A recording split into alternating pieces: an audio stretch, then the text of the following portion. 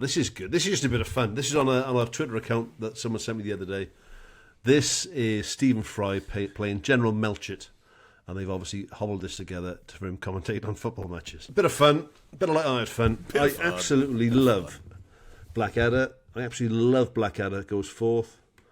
I think Stephen Fry steals the show in Blackadder Goes Forth. Yeah, this is just funny.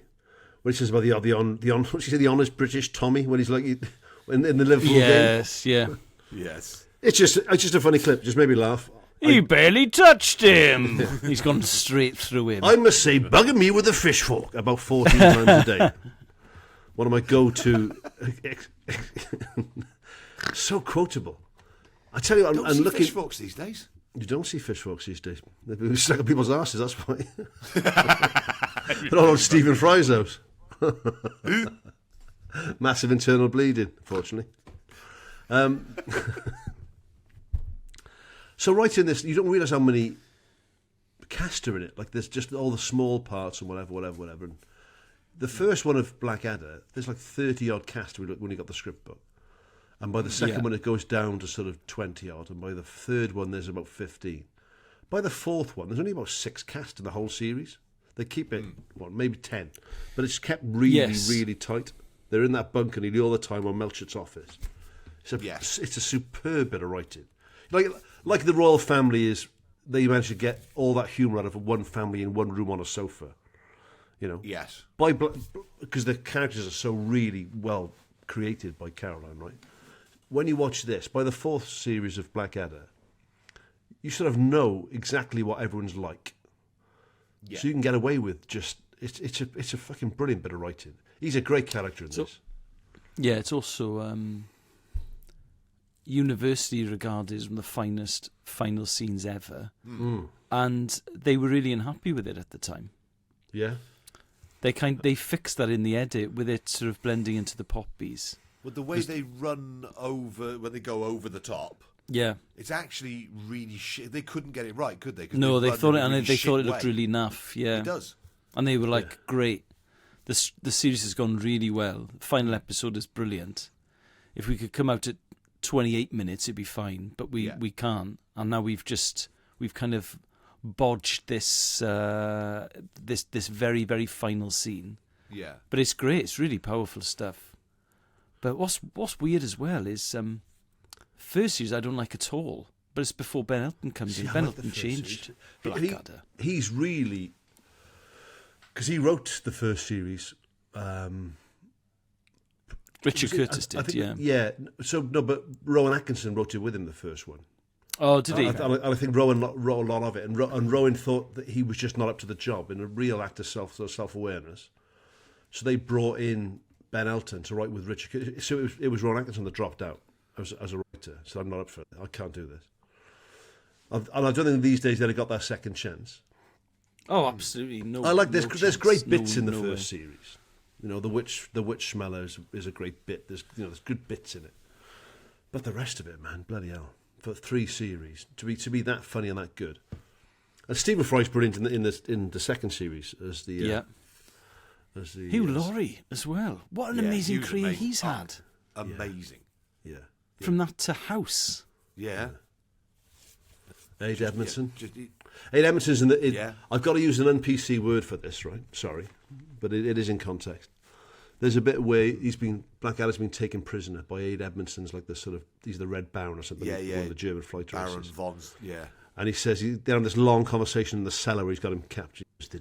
I'll have to paraphrase all of this, right, because I haven't seen it for years. But he's going to Blackadder, us two brother flyers finally can be together, and bonded by an unspoken comradeship and all this sort of stuff, and noble flyers. And Blackadder, no, it's not Blackadder, it's Flashheart.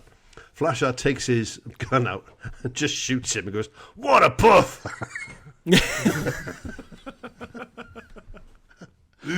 Noble brother flyers. Bang. Yeah. That last series, like there's Blackadder and Baldrick and Hugh Laurie, Steve Fry, General Melchett, Tim, Bob, what's his name? There's McInnery, Tim McInnery. Yes. Yeah. And then you've got Mayle and Edmondson who come in. Yeah, Miranda Richardson comes in for a little bit. As Bob.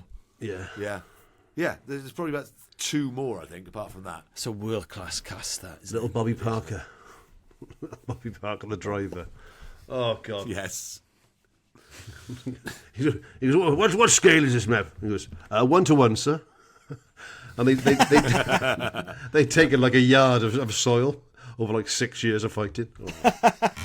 The other thing is, because it's set in during the First World War, it hasn't dated. Yeah. No. Yeah. And because the set is small as well, I think it works loads better. And the set is small, and it's written. I would say that comedy largely in the language of the time, so it's not using sort of late 80s. Yeah, that's true. That comedy sort of vernacular. completely changed people's opinion of Haig, for one thing.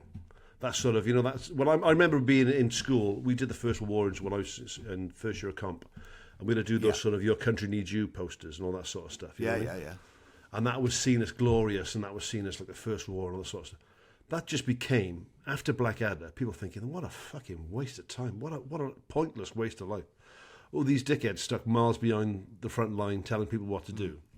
It was a real class commentary, that comedy as yes.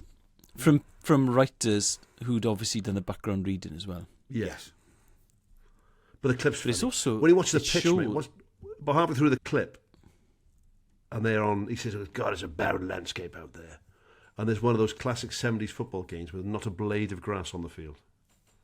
It's proper sandy. But also, it shows the power of art and comedy to change people's opinions. So I was talking to someone who'd seen Dear England, the Graham Southgate play at the National, and he was there on the first night. And Greg Dyke, who was Director General of the BBC at one point and he was chair of the FA, there's a bit in the play where he appoints Southgate, and then he looks at the audience and he goes, "Oh my God, what have I done?" or something along those lines. So this person I was chatting to was there on the first night, and Dyke was there because it was press night presumably, and he was having a piss. And he was absolutely furious because he was like, "I never said that. When we appointed Southgate, I never panicked about it. He was having a go at the bloke who was next to him in the urinal, like talking about it." And then you're like, but everyone who watches that play will assume that is what happened now. Yes. So being misrepresented must be a really... Yeah. And, with General Haig, I think of Melchett. And I think of the Blackadder. Yeah. It's interesting, like, I was talking to a mate of mine the other day, he's got kids as well, and I was saying, if you could go back to pre-kids, would you waste as much time sitting around watching telly as you did in those days? And he was like, yeah, but I learned shitloads from telly. Yeah.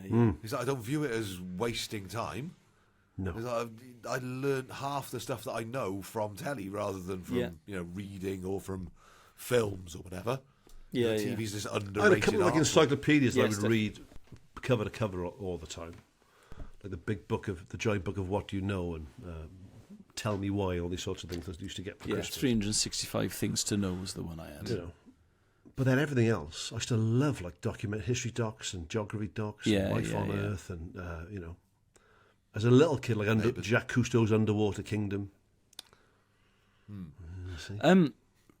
Kids, like really young kids, Terry, like CBeebies level, definitely helped my children to read. Yeah, absolutely. But the hammering of the ABC and stuff, and really simple phonics and stuff, that definitely helped my children. Well, if you want to cry uncontrollably, right? Get a bottle of Rioja. Not really.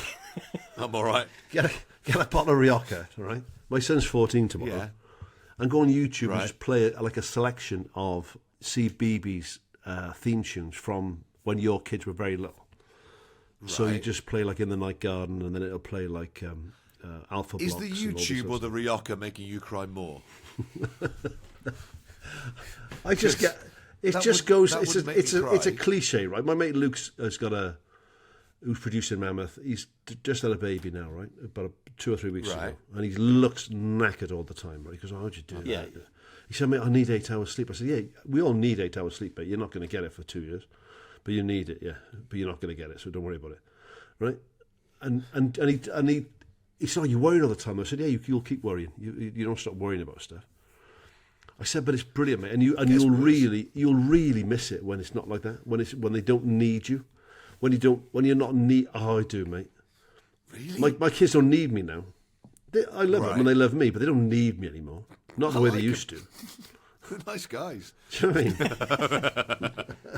But yeah, but I love all it's just that. different. When it's you're their different world, needs. though, it's lovely, isn't it? Really? No. Yeah, fucking hell, yeah. Oh no, I want them Yeah. to have their own worlds. Oh no, I want me to be their that's- whole world. I I really want miss them to it find the world. because I was doing this. Well, I was doing like comedy, and Kel went back to teaching full time. So I when they were really little, she told me she took a maternity off and stuff, but I spent so much time with them when they were little. Yeah. I can remember, like, I put Ben in one of those little bouncy chairs, you know, when he's about a year old. You know, when they sort of rock you with your foot and they sort of bounce back and forth? Oh yeah. You know, one of the, like the spring low, like a wire Yeah. frame. I used to put him in that. And I used to just watch him for like an hour, just rocking him with my foot. And I would take a photograph. I'd probably take like 400 photographs a day of the same photograph. And come back and show Kelly. She's like, "Are you all right?" I'm like, Yeah. Have you not watched The West Wing or Dexter while you're doing it? Is there something you could be doing with your time? and then just listening to like kids' programs all the time. So when I put those sounds on the other day, you know, as soon as that the Way-Blues came on or in the Night Garden, I just filled right up. Swirly woos. You see the Ninky Nonk going off into Oh, the distance. don't. You're in That's the bits. piss The me noise off. of the Ninky Fucking Nonk. bollocks, that show. Shut up, you idiot. Absolute bollocks, that show. When That's I a see the shit live, show. when I see the live It is, version, that was a yeah, waste it's of hard time. to watch. Never, if you've got little kids, do not take them to live Don't go watch versions of anything, your no. favourite CBeebies stuff because they won't give The you. No, exception definitely being not. the Octonauts was good, I would say. Was the it? Octonauts Live was a good experience. It'll be 30 or 40 quid, and you'd have to, and there'll be merch everywhere, and they won't. And care. no child has the attention span for a show. No, they're climbing all over the place after 10 minutes. Yeah. Yeah, but to hear that, Way-Blues, even Alpha Blocks, even the stuff I wasn't even that into. Even the Alpha Blocks set me off. Number blocks. Awful show. No. Oh, where's your flipping? I just wouldn't the TV shows that I watched as a kid, like if Pigeon Street came on, I go, "Oh, that's cool," but I wouldn't go. Yeah. Oh, there's Thomas the programs Tank who do Engine that to comes me. on. It is easier though when they're a little bit older, when they can tell you what's wrong, when they can explain themselves. It's just so much easier, especially when we're around stuff like illness. I don't want easy though. Oh, I I would trade easiness for that look when they're just like, you know, you're it. Yeah. Unconditional. You're it, and that's the way it is. Oh no, when they're ill and you just can't tell how think it's ill they massively are conditional. because they can't speak. I don't think it is unconditional, Mike. I think it's conditional on you just- feeding, getting the Calpol Yeah, they're like and cats, rocking really, that aren't they? shit. Yeah. Yeah, I think it is very conditional love. No, you're wrong. I really miss it. I think it's because he's turning 14. 14 seems like turning a teenager was weird, but 14 seems like you're getting. Could just be a Thursday and you'd be like that. I said to Betty the other day, I said, probably between the ages of 13 and 15, you are going to think I'm a complete idiot, and you're not going to want to be around me, and I'm going to embarrass you. And she said, yeah, do you want me to record a voice note on your phone now that says, I don't mean my actions when I'm aged between 13 to 15, and I'm confident that I will like you again once I've gone through puberty? And I said, yes, if you would, that would be great. Yeah, she's well tracked. That's good.